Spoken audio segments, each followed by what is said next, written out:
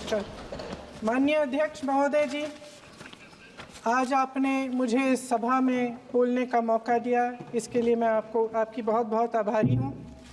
सबसे पहले जो सुरक्षाकर्मी, जो जवान अफसर 13 दिसंबर को संसद की सुरक्षा के लिए शहीद हुए, उनके प्रति मैं श्रद्धांजलि व्यक्त करना चाहती हूँ। महोदय, हजारों साल पुरानी हमारी देश की, धर्म की एक पुरानी परंपरा रही है। ये परंपरा संवाद, चर्चा की रही है। एक गौरवशाली परंपरा है जो दर्शन ग्रंथों में, वेदों में, उपनिषदों में दिखती है। वाद विवाद और संवाद की हमारी पुरानी संस्कृति है। अलग अलग धर्मों में भी, इस्लाम में, सूफियों में, बौद्ध धर्म में, जैन धर्म में, सिख धर्म में भी ये वाद संवाद, ये चर्चा बहस, इसकी संस्कृति रही है।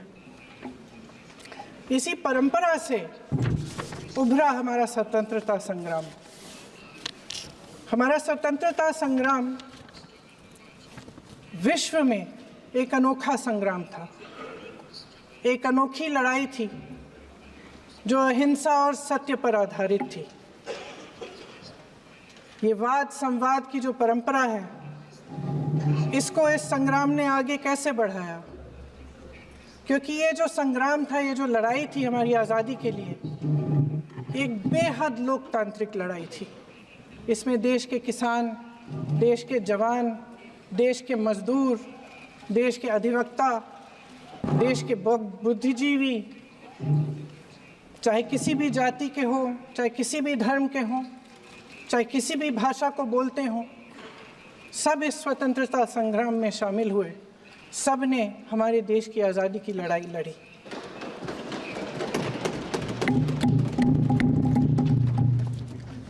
और उसी आज़ादी की लड़ाई से एक आवाज़ उभरी जो हमारी देश की आवाज़ थी।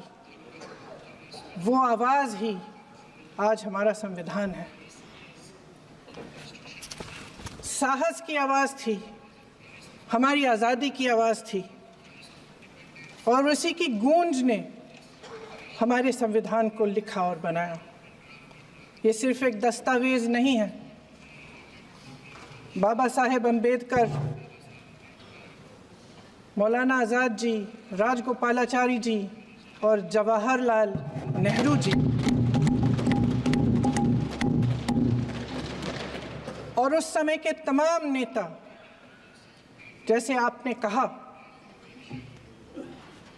इस संविधान को बनाने की जो कार्य में सालों के लिए जुटे रहे।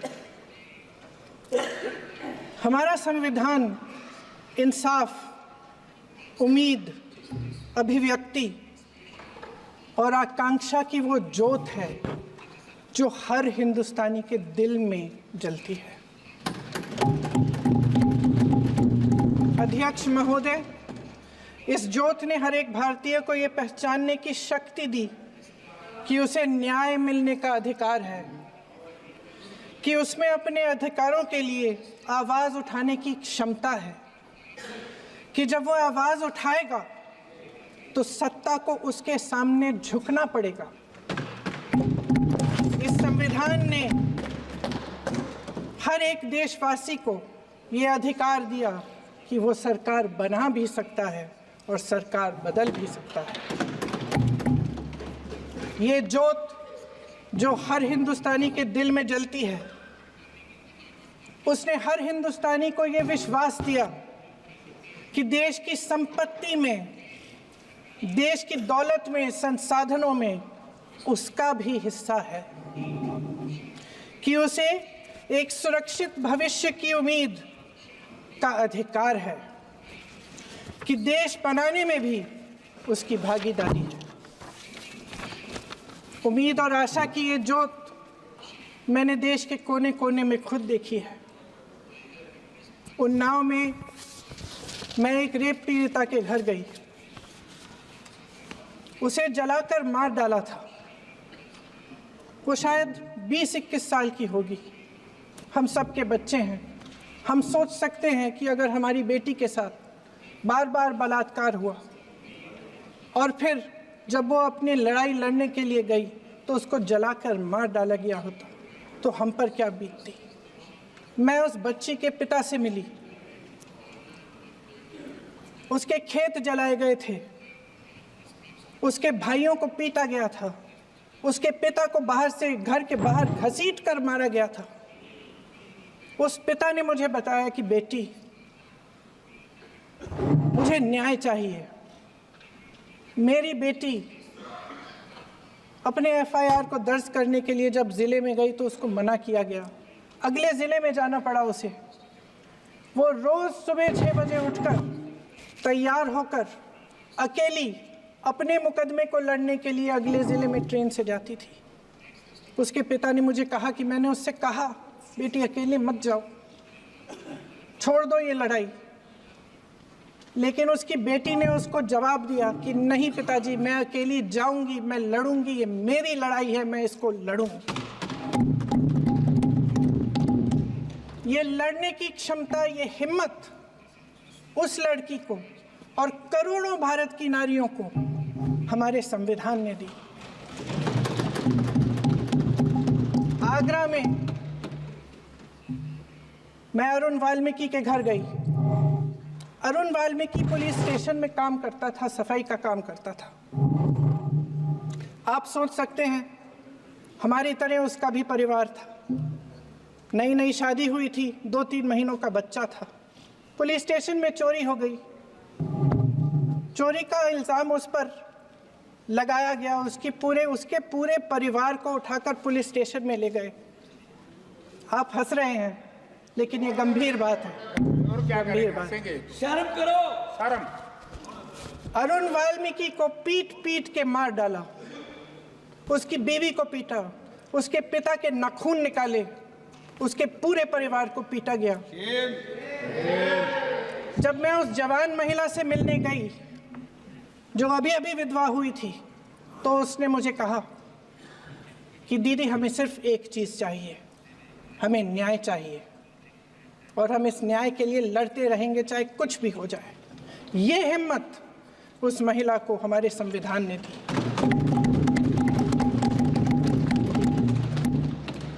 संभल के कुछ लोग आए थे हमसे मिलने जो मृतकों के परिवार के सदस्य थे। उसमें 2 बच्चे थे, अदनान और उज़ैर। अब सुनिए। उसमें 2 बच्चे थे, अदनान और उज़ैर। एक बच्चा मेरे बच्चे की उम्र का है, दूसरा उससे छोटा 17 साल का है। दर्जी के बेटे थे। दर्जी का एक ही सपना था कि वो अपने बेटों को पढ़ाएगा, लिखाएगा। एक बेटा डॉक्टर बनेगा, एक बेटा भी सफल होगा दूसरा बेटा भी अपने जीवन में सफल होगा। उनके पिताजी हर रोज़ उनको स्कूल छोड़ते थे। उस दिन भी स्कूल छोड़ने के बाद अपनी दुकान में चले गए। उन्हें पता नहीं था कि विवाद हो रहा है। उन्होंने भीड़ देखी, घर आने की कोशिश की तो पुलिस ने गोली से मार डाला। वो 17 साल का बच्चा अदनान मुझसे कहता है, वो 17 साल का बच्चा अदनान मुझसे कहता है कि मैं बड़ा होकर डॉक्टर बन के दिखाऊंगा, मैं अपने पिता का सपना साकार करूंगा। ये सपना, ये आशा उसके दिल में हमारे संविधान ने डाली। अध्यक्ष महोदय, हमारे देश के करोड़ों देशवासियों के संघर्ष में, अपने अधिकारों की पहचान में, इनकी कठिन से कठिन परिस्थितियों से लड़ने की अपार हिम्मत में और देश से न्याय की अपेक्षा में हमारे संविधान की ज्योत जल रही है। मैंने हमारे संविधान की ज्योत को जलते हुए देखा है और इसके साथ साथ ये भी समझा है कि हमारा संविधान एक सुरक्षा कवच है। एक ऐसा सुरक्षा कवच है जो देशवासियों को सुरक्षित रखता है, न्याय का कवच है, एकता का कवच है और अभिव्यक्ति की आज़ादी का कवच है। दुख की बात यह है कि मेरे सत्ता पक्ष के साथी जो बहुत बड़ी बड़ी बातें करते हैं, इन्होंने इन 10 सालों में ये सुरक्षा कवच, सत्ता पक्ष के मेरे साथियों ने ये सुरक्षा कवच तोड़ने का पूरा प्रयास किया है। संविधान में सामाजिक, आर्थिक और राजनीतिक न्याय का वादा है। ये वादा एक सुरक्षा कवच है जिसको तोड़ने का काम शुरू हो चुका है। लैटरल एंट्री और निजीकरण के जरिए ये सरकार आरक्षण को कमजोर करने का काम कर रही है। अगर लोकसभा में ये नतीजे नहीं आए होते तो ये संविधान बदलने का काम भी शुरू कर लेते।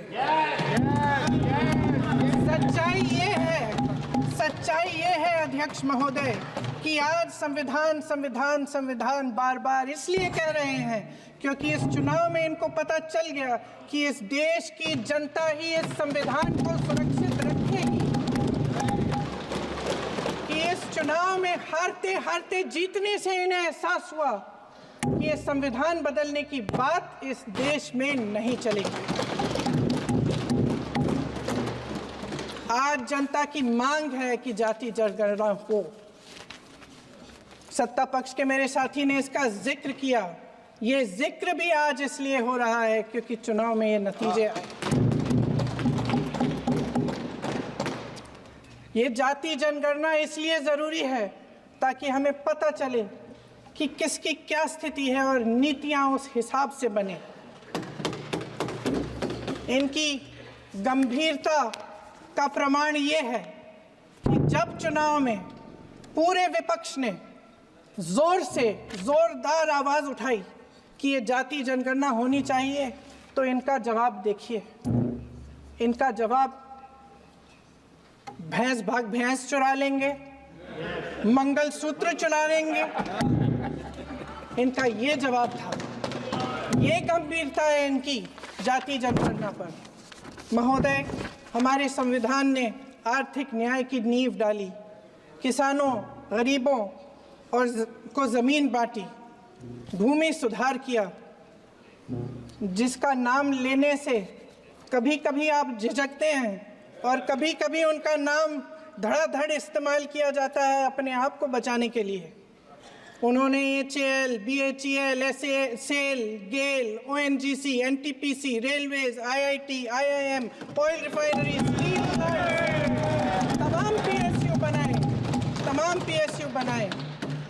अध्यक्ष महोदय, उनका नाम पुस्तकों से मिटाया जा सकता है, उनका नाम भाषणों से मिटाया जा सकता है, लेकिन जो उनकी भूमिका रही इस देश की आज़ादी के लिए और इस देश के निर्माण के लिए, वो इस देश में से कभी मिटाया नहीं जा सकता। 75 सालों में जनता का भरोसा रहा कि नीतियाँ बनेंगी तो जनता की भलाई के लिए बनेंगी। जल जंगल जमीन का अधिकार मिला आदिवासी भाई बहनों को। इंदिरा जी ने बैंकों का राष्ट्रीयकरण करवाया, खदानों का राष्ट्रीयकरण कराया। कांग्रेस और यूपीए की सरकारों में शिक्षा का, भोजन का अधिकार मिला। 75 सालों में जनता का भरोसा मिला। पहले संसद चलती थी तो जनता की उम्मीद होती थी कि सरकार महंगाई और बेरोजगारी पर चर्चा करेगी, कोई उपाय निकालेगी, कोई रास्ता निकालेगी।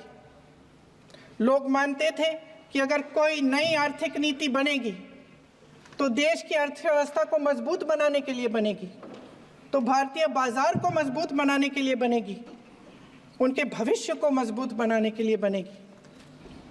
किसान और आदिवासी भाई बहन भरोसा करते थे कि यदि ज़मीन के कानून में संशोधन होगा तो उन्हीं की भलाई के लिए होगा। आप नारी शक्ति की बात करते हैं।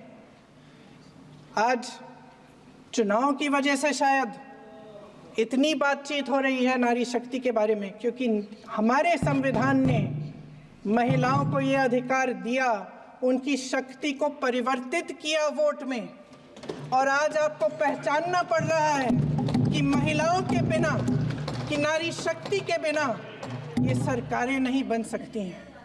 इसीलिए आज आप नारी शक्ति की बातें दोहरा रहे हैं। जो आप नारी शक्ति का अधिनियम लाए हैं उसको लागू क्यों नहीं करते? वो 10 साल बाद लागू क्यों होगा? क्या आज की नारी 10 साल इंतजार करेगी उसके लागू करने के लिए? क्या बात है, क्या बात है।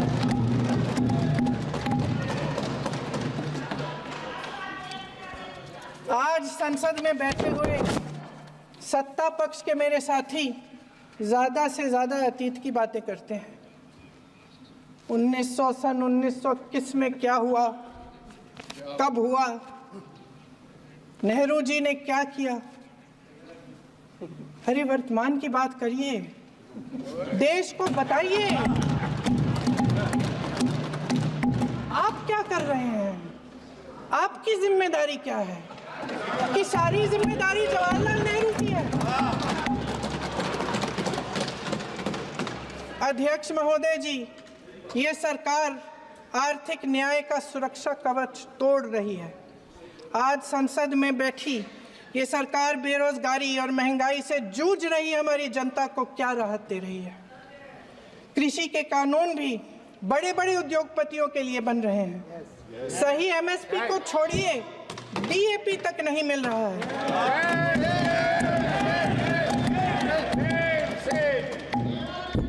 वायनाड से लेकर ललितपुर तक इस देश का किसान रो रहा है।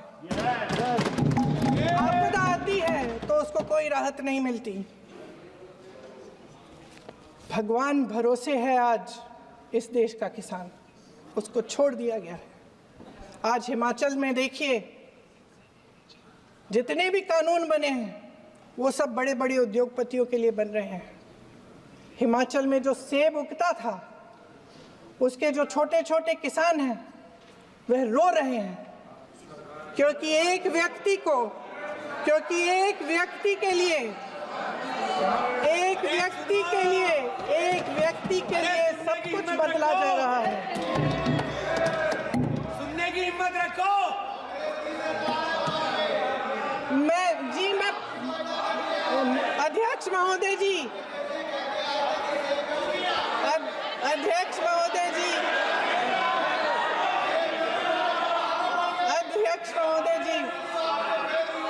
अध्यक्ष महोदय जी, अडानी जी को सारे कोल्ड स्टोरेज प्रदेश की सरकार ने नहीं दिए।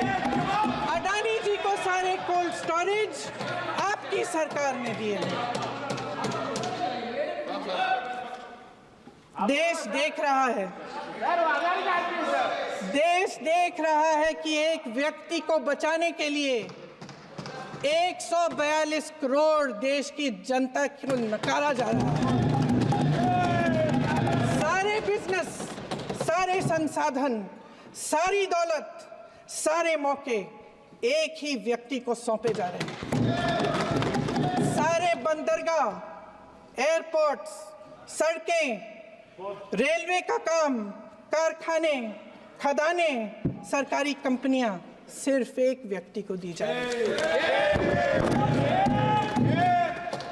जनता के मन में हमेशा ये विश्वास होता था कि अगर कुछ नहीं है तो संविधान हमारी सुरक्षा करेगा, मगर आज आम लोगों के बीच ये धारणा बनती चली जा रही है कि सरकार सिर्फ अडानी जी के मुनाफे के लिए चल रही है। देश में बहुत तेजी से गैर बराबरी बढ़ रही है।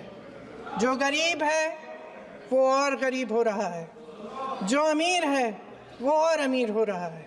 इस सरकार ने आर्थिक न्याय की भी सुरक्षा कवच तोड़ दिया है।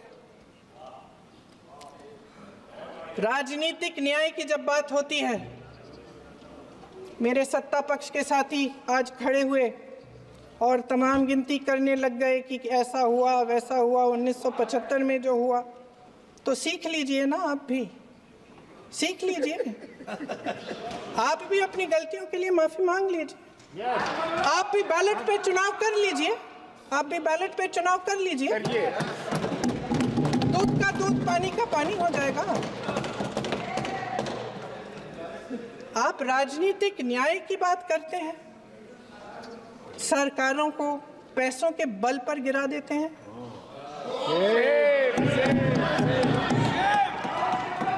मेरा आग्रह है कि अपन संविधान में सकारात्मक बोले।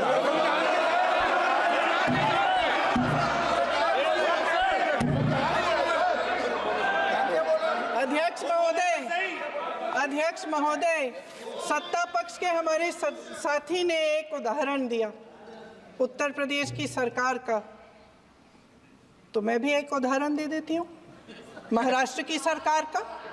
मैं भी एक उदाहरण दे देती हूँ हिमाचल की सरकार को तोड़ने की कोशिश किसने की, पैसों के बल पे की, गोवा की सरकार। तमाम उदाहरण है। राजस्थान की क्या ये सरकारें जनता ने नहीं चुनी थी? क्या संविधान इन पर लागू नहीं था? पूरी देश की जनता जानती है कि इनका हंसती है, जानती है कि इनके यहाँ तो वॉशिंग मशीन है।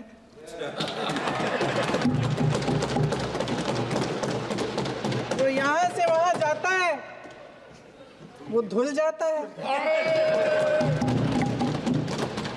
इस तरफ दाग, उस तरफ स्वच्छता। और मेरे कई ऐसे साथी हैं जो इस तरफ होते थे उस तरफ चले गए, मुझे दिख भी रहे हैं, वॉशिंग मशीन में शायद धुल गए हैं। अध्यक्ष महोदय, जहां भाईचारा और अपनापन होता था, जहां हमारे संविधान ने एकता का सुरक्षा कवच दिया था, वहां शक और घृणा के बीज बोए जा रहे हैं। एकता का सुरक्षा कवच तोड़ा जा रहा है। प्रधानमंत्री जी यहाँ सदन में संविधान की किताब को यूं माथे से लगाते हैं, लेकिन संभल में, हाथरस में, मणिपुर में जब न्याय की गुहार आती है, उठती है, तो उनके माथे पे शिकन तक नहीं आता।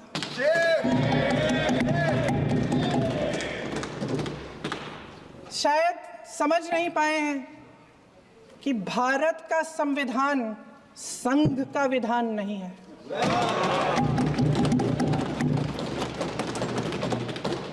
भारत के संविधान ने हमें एकता दी, हमें आपसी प्रेम दिया। उस मोहब्बत की दुकान जिस पर आपको हंसी आती है, उसके साथ करोड़ों देशवासी चले। करोड़ों देशवासियों के दिल में एक दूसरे के लिए प्रेम है, घृणा नहीं है।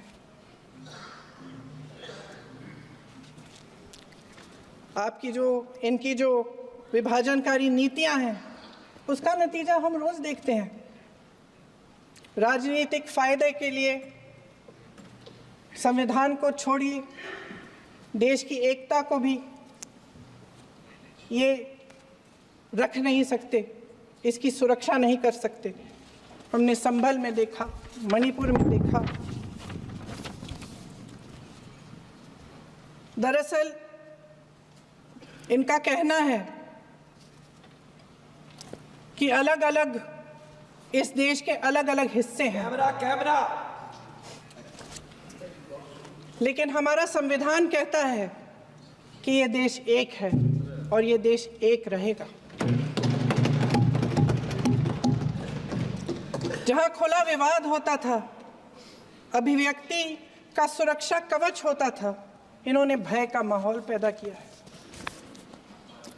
सत्ता पक्ष के मेरे साथी अक्सर 75 सालों की बात करते हैं, लेकिन इन 75 सालों में ये उम्मीद, आशा, ये अभिव्यक्ति की ज्योति कभी थमी नहीं, कभी बुझी नहीं।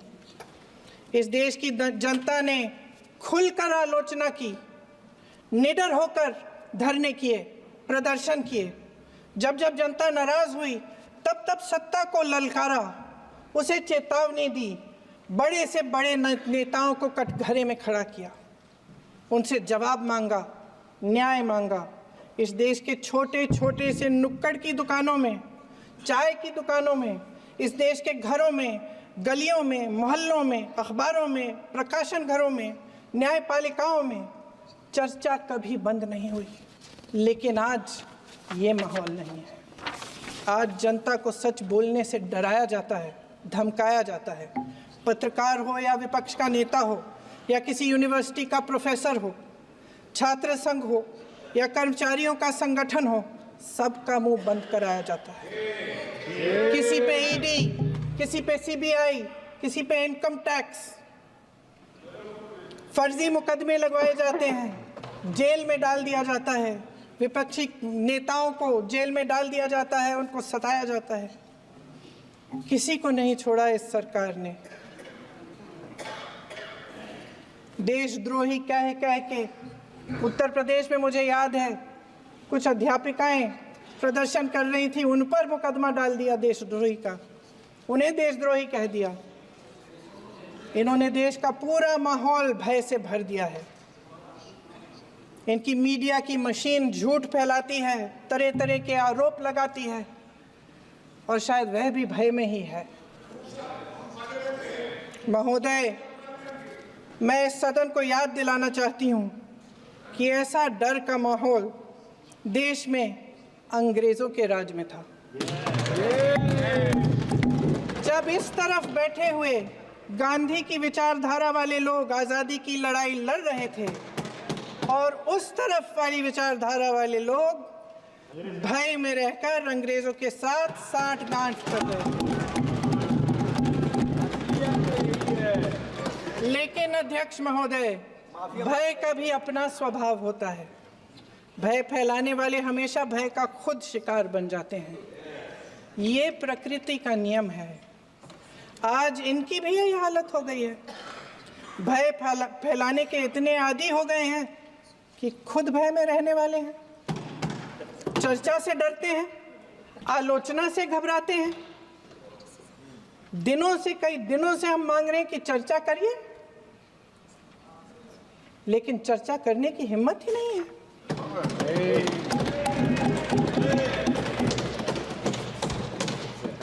एक कहानी होती थी अध्यक्ष महोदय, शायद बचपन में आपने भी सुनी होगी। राजा भेष बदलकर बाजार में आलोचना सुनने जाता था। ये सुनने जाता था कि प्रजा मेरे बारे में क्या कह रही है, मैं सही रास्ते पे चल रहा हूँ कि नहीं। लेकिन आज का राजा, भेष तो बदलते हैं आज के राजा, शौक तो है उनको भेष बदलने का, लेकिन न जनता के बीच जाने की हिम्मत है और न आलोचना सुनने की। महोदय, मैं तो सदन में नहीं हूं।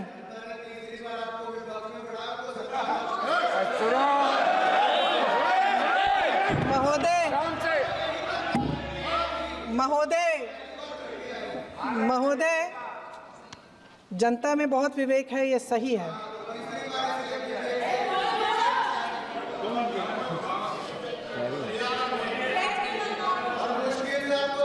अच्छा महोदय, मैं सदन में नहीं हूँ, कुछ, हाँ ठीक है, मैं सदन में नहीं हूँ, मात्र 15 दिनों से आ रही हूँ। लेकिन मुझे ताज्जुब होता है कि इन 15 दिनों में इतनी बड़े इश्यूज़ हैं, इतनी बड़ी बातें हैं, प्रधानमंत्री जी मात्र एक दिन के लिए, शायद 10 मिनट के लिए दिखे हैं सब।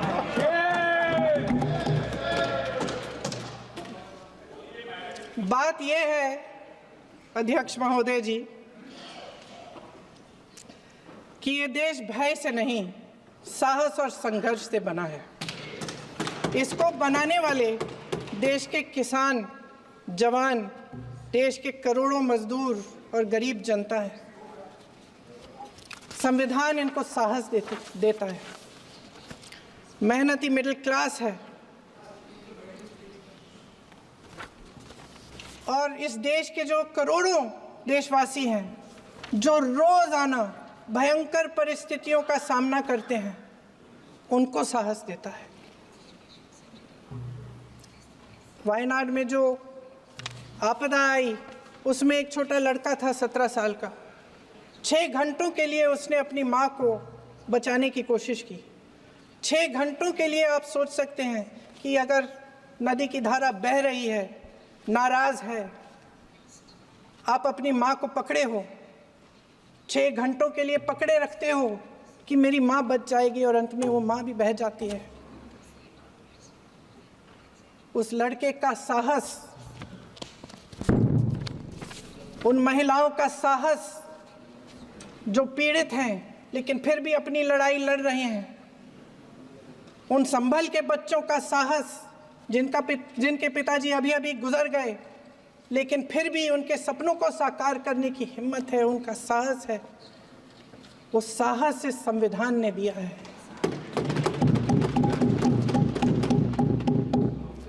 वो आत्मविश्वास इस संविधान ने दिया है। ये देश भय से नहीं चल सकता, ये देश साहस से ही चलेगा। भय की भी सीमा होती है, और जब वो सीमा पार हो जाती है, जब किसी को इतना दबाया जाता है कि उसको लगने लगता है कि अब मेरे पास खोने के लिए कुछ नहीं है, तब उसमें एक ऐसी शक्ति पैदा होती है जिसके सामने कोई कायर खड़ा नहीं हो सकता। ये देश कायरों के हाथों में ज़्यादा देर तक कभी नहीं रहा है। ये देश उठेगा, ये देश लड़ेगा, सत्य मांगेगा, सत्यमेव जयते। जय हिंद।